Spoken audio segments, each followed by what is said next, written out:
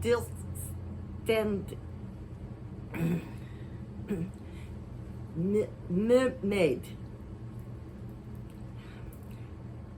I will speak two-legged. Let me sit down.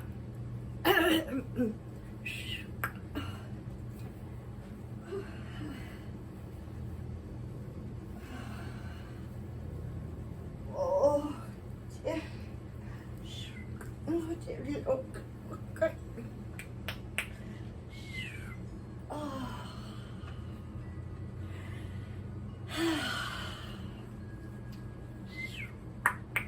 Ignore it, Morton.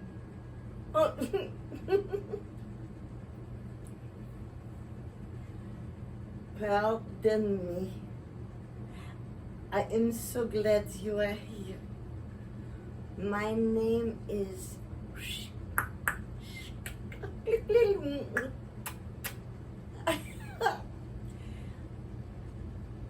No, I will not change my water name to a land name to make you understand more.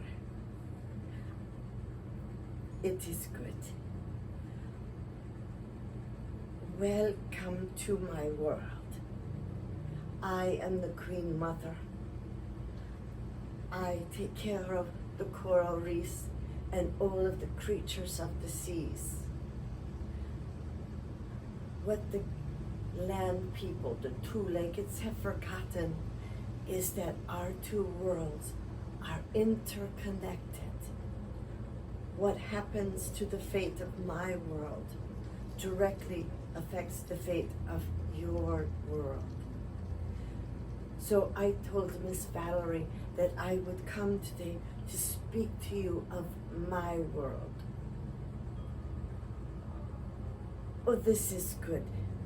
That little gentleman over there said that he is understanding me now. That makes me very happy. So, welcome to the Coral Reefs. I have chosen to put my two-leggers on just for a little bit, just for fun. Oh, no, dearest. I am not Ariel. Ariel, it was a very sad story. And it is one that we tell all our mer children, so they learn a very important lesson. Oh, no, I'm sorry, sweet thing. You are wrong. The first Ariel did not marry Eric and live happily ever after like the Disney says it did. Disney doesn't have to tell you the whole truth. It can tell you the whole truth. It can tell you parts of the truth. Many years ago, an author, a very important artist, Hans Christian Andersen, he wrote The Little Mermaid. And he wrote it as a moral story. In his story, the first story, Ariel gives up her most precious thing. What was that? Yes, she gave up her voice. That's correct, which she wore around her neck. I have not given up my voice, my gift, my unique talent. I would never give this up, and the person who loved me would never want me to give it up. Now, in Hans Christian Andersen's book, in his story, Ariel did not marry Eric. Eric married a human. And then poor Ariel was in a dilemma because she had given up her way of living under the water. She gave up her waterways. And then she couldn't live on land because she gave up her remember, she could only have legs for 3 days. And so they looked down upon her, the powers that be, and felt sorry for Ariel. And what they did is they turned her into sea foam. And that is what floats on top of the ocean from all the agitation Think about in your bubble bath. But this is in the ocean and it's made naturally. And the sea foam belongs to the water and it belongs to the air. But it also doesn't belong to either. And it was actually a sad story. But Disney decided it was too sad for children, and they knew that if they told the truth, that not very many people would buy their movies. And they knew. They did it with Pocahontas too. Am I telling you too much? I'm sorry, but it's the truth. It wasn't like it with Pocahontas, and she wasn't a grown-up either. She was a young girl. Anyway, enough of that. I came today to talk to you about this shape. A very important, no, not a circle. It started with a circle, but when you spin the circle, it becomes that's right, little people. I love this. I love having the little people here today. Thank you so much for coming. In a very special time of year, it's coming very near. All of my coral reefs, my miles and miles and miles and mountains of corals, all within a 15 minutes will release what we call polyps. It's their eggs into the water. And the polyps float in the currents and get taken wherever the current may take them. And then they land in a coral.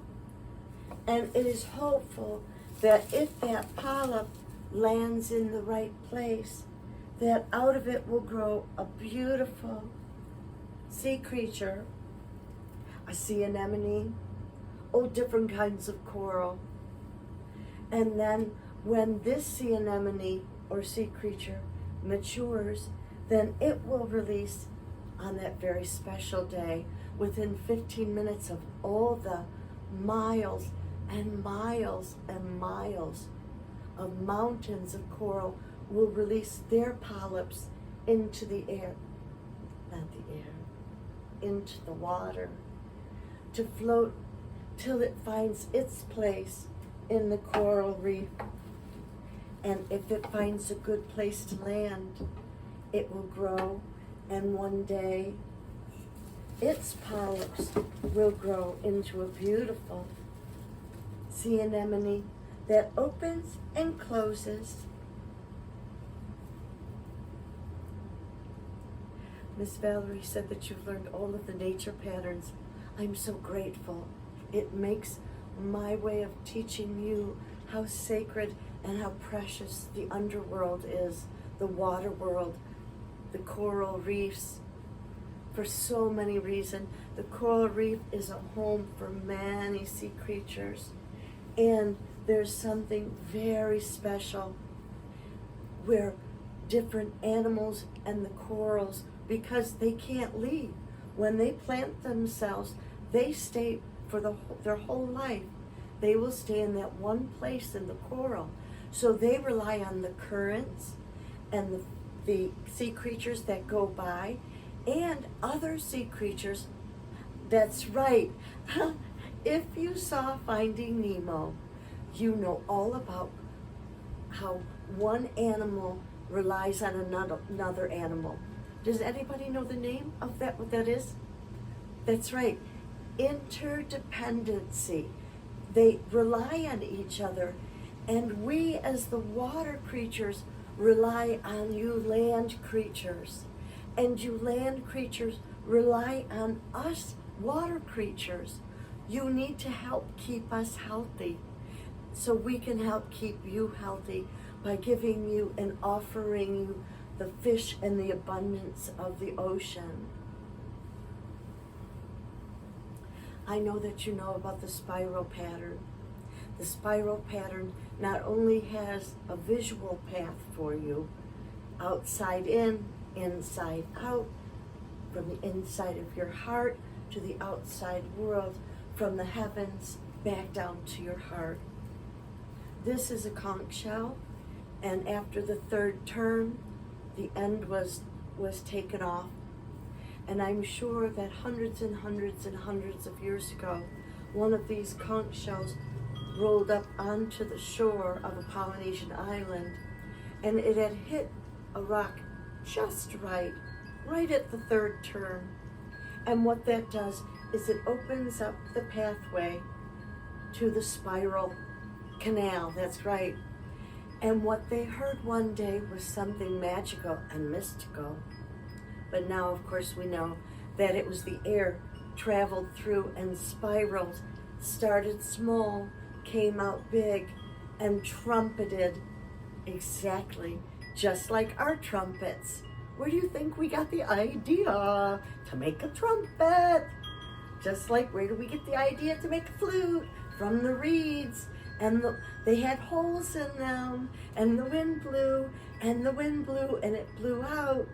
And so for thousands of years, when two-leggeds were opening ceremony near the waters to talk to the water people, they would open with this sound. I hope I do it well. You have to go vibrate you and blow it out at the same time. So let me see.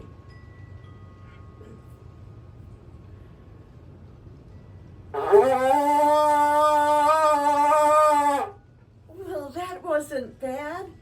Could you imagine being on the top of the cliff and having the best conch blower up there blowing to let all the villagers know that it was time to come to a special ceremony, come down to the beach, down to the place where water and land continuously are changing their boundaries. Something very sacred about that. I want to show you a couple things.